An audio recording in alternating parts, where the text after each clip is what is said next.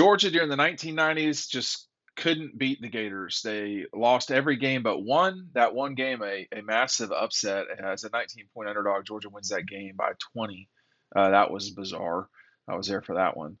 But we've never seen, I have never seen, and I'm 46, 45, we have never seen these two programs further apart.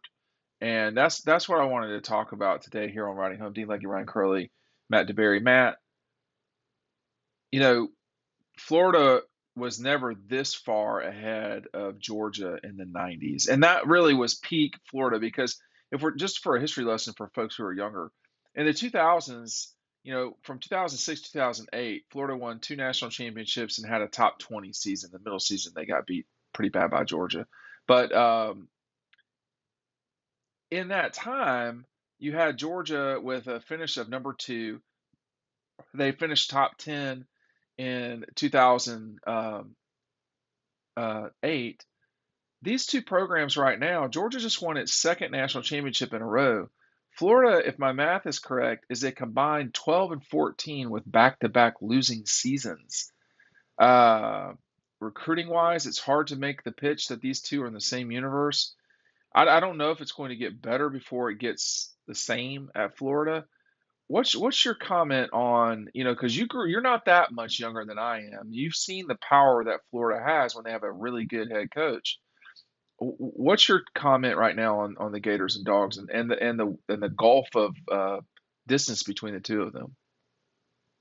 Yeah, I think their dominance over Georgia continued into the early 2000s too, until No Georgia question. finally kind of beat them in 04. It was a long run. Georgia's obviously won 4 out of 5, and I think from a program standpoint, you could very well be right how far Georgia is ahead of Florida. I think maybe in one particular game, one season, that 2017 game, I mean, we all knew, everyone going down to Jacksonville, whether you're a Georgia or Florida fan, you knew what was going to happen, and that was Georgia was going to take them to the woodshed, as they did. I don't know if we're going to see a game be that lopsided in a while, but last year we saw Florida try to keep it close. Georgia was clearly the better team and won out, and I don't think second year Billy Napier is going to be Georgia again this year. I don't know when Florida is going to be Georgia again because top to bottom, they don't have the talent. They don't have the depth. They don't have the administration who's willing to win like Georgia is. They don't have the coaching staff. It's going to take a lot for them to get over that hump. And we might see a run like Florida had over Georgia in the 90s and early 2000s right now, with Georgia just beating Florida year after year. And right now, if you're a Georgia fan driving down to Jacksonville, you're partying on the way because you know kind of what's going to happen. And it was the complete opposite in the 90s. Georgia went down there hoping to win, expecting to lose. Now that script has flipped, Ryan. And right now there's a pretty big gap between the two programs. I think you just have to kind of look at it from the scope of where we are at in present time. And that's just that we're in a time where Georgia's a way better program than Florida, and it's not close. And that's just not. It hasn't really happened that way. Florida's definitely had their stretches where they're a better program, but until they get, I don't know if Bill, I don't think it's too late for him. I mean, he had 1 year. You got to give him a little bit more than 1 year, but until they get their guy that's going to, whoever, and it doesn't have to be the guy that's going to be the best coach for them ever, but the next time they get their guy that's ready to take Florida next step, take advantage of the talent that they have down there. I mean, the talent in Florida, you can't let Georgia take all those guys. I mean, you can't let Georgia take people like Jalen Carter, right, who is not too far from Gainesville. Examples like that. We're in a situation where Georgia is the best in the country, and Florida, I mean, are they even really a top 25 team? They're not. They're so far apart. And I think it'll be interesting to see how long it lasts. I'll say this real quick, Dean. I do like the quarterback that they have committed. They've got a 5-star DJ Lagway out of Texas who can really run. If he develops as a passer, he could be a guy who at least, gets them maybe past Tennessee in the East and doesn't let South Carolina pass them and stuff like that, even though they did beat South Carolina soundly last year. But they signed a lot of 4-star guys, but they're taking kids that aren't sniffing Georgia offers, and they're coming into the Peach State and getting kids that Georgia isn't recruiting. if you want to beat Georgia right now, a Kirby Smart coach Georgia team, you got to get 5 stars coming in. You have to fill your roster with some of the best of the best. That's the only way you're going to beat Georgia, because they're a program loaded with 5 stars and replacing them with 5 stars. So I do think they're heading in the right direction on the recruiting trail, and they will get better, especially with a quarterback that I really like coming on board next year. But they've got to do that consistently year over year. You can't have a down recruiting class at all, and you shouldn't at Florida. I mean, the way Miami is still down right now, Florida State seems like they're passing Florida as far as just the best football team in the state. They can't let that happen either. So they've got to continue to recruit better and better, and eventually they'll get there. But, they've seen Tennessee kind of pass them in the East, and obviously Georgia's the team to beat. So it's not going to be easy, but I do like the talent and the quarterback that they've got committed in this current cycle. Okay, so I want to tell a quick story real quick about so I've been to Jacksonville every year since '97, and in 2016, slightly before Matt really started working at Dog Post, there was an older man who was there. This is after Georgia lost to Florida, and it's where we go into the stadium. And there was a guy there. We were leaving, and Georgia had lost to Florida, and Florida basically wrapped up the East with that win in 2016. He just was pacing back and forth. He said, I never thought I'd see a day where Georgia just got, beat like this all the time. And I was just like, man, you got to kind of chill this. I said, this is Kirby's first year. I just never, when we came down here in the 70s and 80s, it was da da da da. Georgia's won. Okay, so Florida this century has won 2 national championships and 193 games. The Gators have had. Let me just do this real quick so we can live in reality here a little bit. The Gators have had 4 seasons with. I'll just do it this way. The Gators have had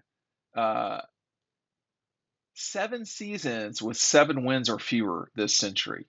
Okay, I saw Matt's eyes. I mean, that's pretty low, wouldn't you say, Matt?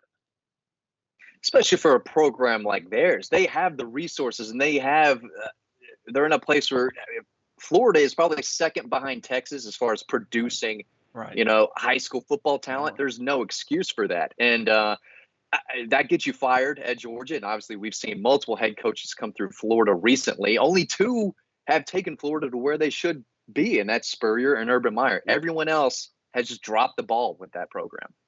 Well, let me just say, I want to get Ryan involved in this too, but I think one thing is that I think the Florida job is more difficult than people realize. I think that's one problem, and I think one issue in Gainesville right now is they really are not committed to winning in a big way.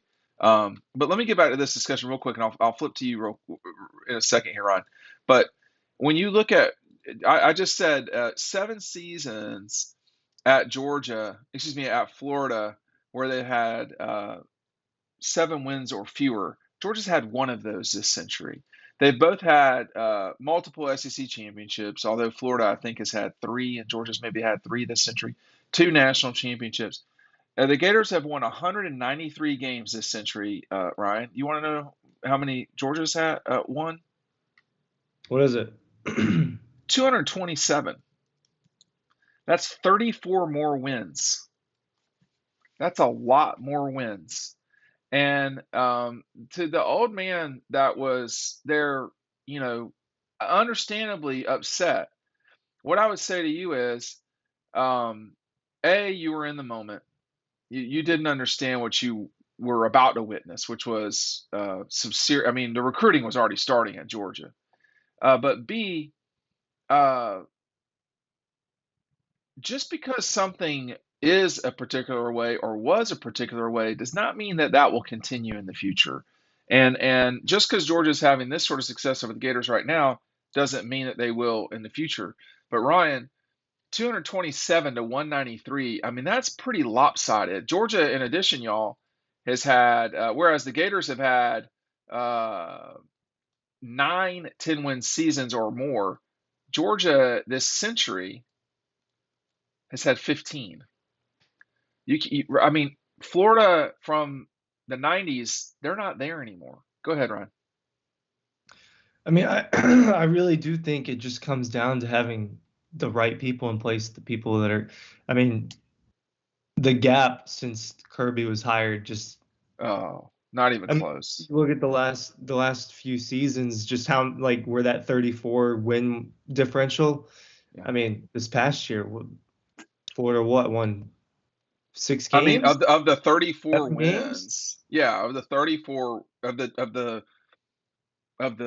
you know the what is the term of like the almost a fourth of that came this past season. exactly Yeah, so exactly and then the the last the last 2 years Georgia's won 29 and the Gators have won 12. That's 17 games. That's a Yeah, 17 that's game exactly differential. half of that differential came Exactly. from the last 2 years. It just shows you kind of like a slow decline since they had Urban Meyer in place and they had a guy that just knew what they were doing and is a really great coach and knows how to run a pro. He clearly, as weird, wacky, whatever you want to talk about Urban Meyer, I mean, Not a good human being. knows how to win football games, right? He Um, does.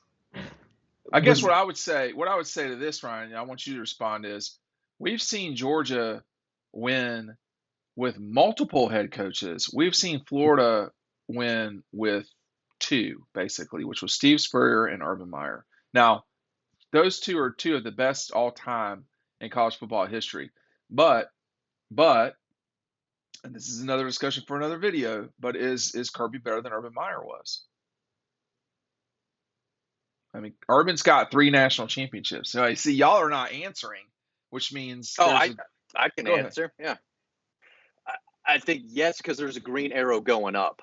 I mean, maybe this second they're All probably right. on par, but Kirby's going to pass Urban Meyer, I think. And real quick, I think the right coach down there, like Ryan mentioned earlier, could get it turned around. I mean, if Brian Kelly went from Notre Dame to Florida, Yes. he would get it turned around. I thought that Florida probably should have hired Lane Kiffin, bring in a 5-star quarterback and a great defensive coordinator, and he could have turned that program around. So they just haven't made the right, the hires at the head coaching spot. And maybe that's the administration. Dean, you might know a little bit more than me about that, about the dedication to winning and wanting to get back to a championship level. And it all starts with getting the right guy in there.